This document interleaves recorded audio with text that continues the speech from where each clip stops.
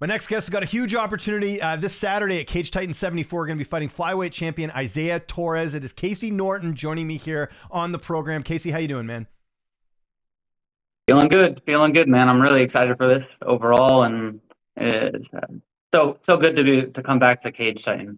Yeah. I can't wait. Yeah, I was going to say, pretty big opportunity. For those who don't know, Andrew Valdina was supposed to fight the champ, and you got to step in. So tell me how this all came together. When did you find out, and was this something you were expecting? Well, I wasn't expecting it. I think I had a fight fall out. I was supposed to fight in New York, and that fight fell out. And I knew that Poirier had just lost to Isiah, so we were asking Cage Titans, like, "Hey, I need this shot. Like, I've beaten, Poirier before, and I've got great wins. Like, there, no doubt, I should be the one to be taking this title, at least in my eyes." And then they gave it to Valdina because he wanted to move down to 25. And I felt like that was not right. But I was like, you know what? Fine. I'm just going to let it be. I'll fight somewhere else. I don't really give a fuck. Yeah. And all of a sudden, I just got a text saying that Valdina's out. And they asked me if I wanted in. And I said, absolutely, I want in. Yeah. So, yeah. Okay, cool. The stars aligned. It all kind of worked out. Did you know much about Torres before this fight, or was it one of those things? Like, I knew you wanted that opportunity, like you mentioned, but did you know much about Torres as a fighter prior to getting this fight? I mean, I watched the Joe Poirier fight, and leading up to him fighting Joe Poirier, I had watched some of his other fights as well, just because I wanted some information watching him versus Joe. But yeah, I really didn't know much about him until he faced Joe. That's really when he came onto my radar. But yeah. Okay. And now that you've had a chance to kind of look him up, how do you feel like your style kind of matches up against his? I think it's going to be a great fight. I mean, he's a great technical fighter, and he's obviously tough as shit. Anybody who steps in there is tough, you know. Mm-hmm. But at the same time, I think I'm great at technical long range and playing with good power with my hands, and then I've got great wrestling and jiu-jitsu. So I think overall, I think I match up really well with him. Yeah, I talked to Torres the other day. Obviously, he's actually more excited for this fight, I think, than the Valdina fight, just in terms of the styles and stuff.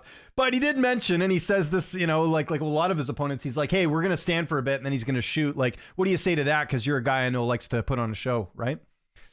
Yeah, I mean, we're fucking MMA fighters. Mm-hmm.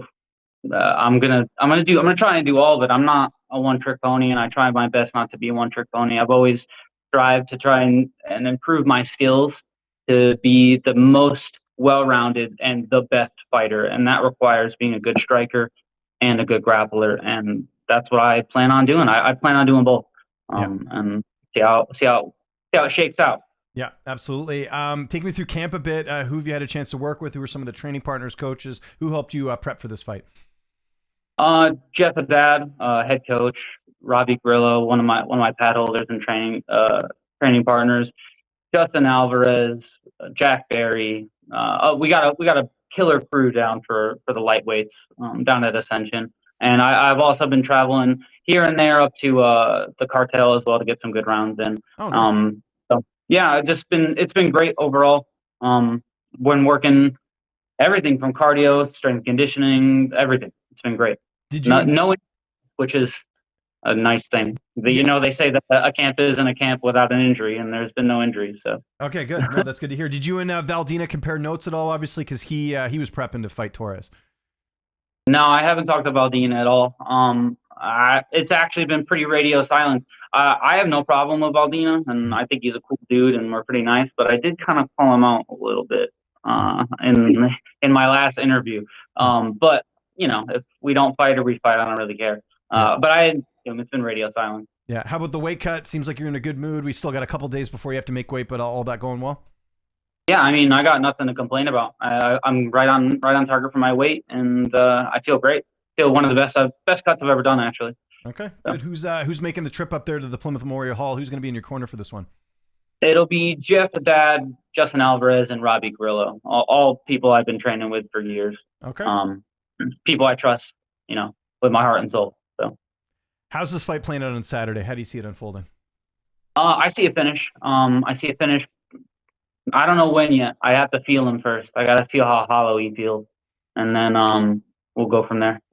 And then do you think there's a possibility of you and Valdina fighting after this if you go out there and get the win, or what's sort of next? Like, what would a win do here? Because obviously when you get hardware like this, it does look good in the overall landscape, and a lot of big opportunities I'm sure could open up for you.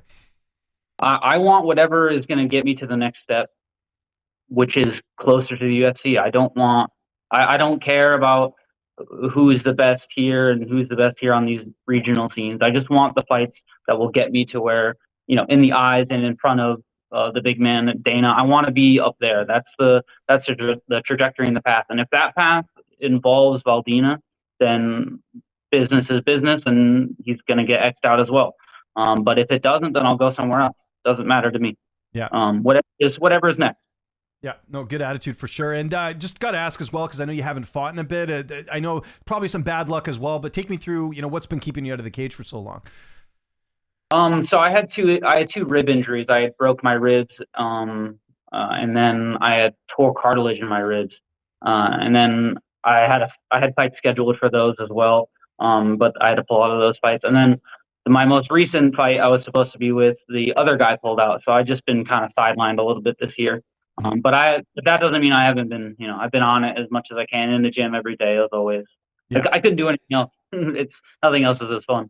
Yeah, no, for sure. And obviously, yeah, you're not sitting on the couch. You're trying to, get back and get ready. So it's not a case of like, you're just walking in here and doing that. So it's going to be interesting. Casey, really appreciate the time. We're looking forward to the fight. It is Cage Titan 74. If you can't make that one at the Plymouth Memorial Hall, you can check it out live on Spectation Sports. If there's anyone you want to thank before we get out of here, any sponsors, any social media you want to mention, I'll give you the last word. Just want to thank Ascension Athletics and, Jeff Haddad for really just helping me with everything in my life, from start to finish. I had some raw talent, and he's really kind of guided and shaped me in a way to be a real killer, I think. Some shout outs is my Instagram, which is just Wonder Bread Warrior. And another thank you to my girlfriend and my dad for being great supports for me. So thank you.